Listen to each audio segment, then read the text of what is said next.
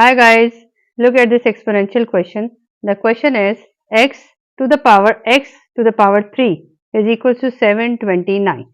Let's see how do we proceed in this question.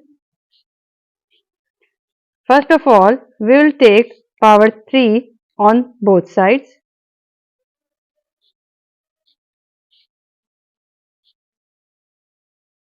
Now, as you know that a to the power m whole to the power n can be written as a to the power n whole to the power m.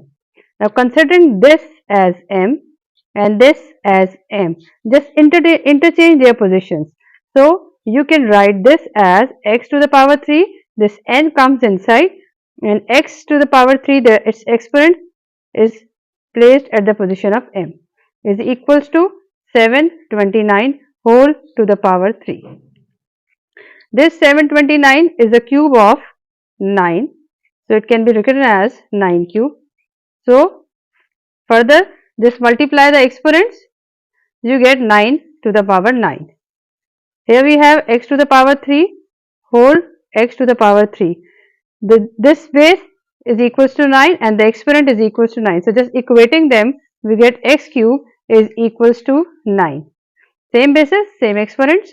Now, taking cube root on both sides. So, you get, now this cube and this power 3 is cancelled. So, you get x is equals to cube root of 9, and this is our required answer.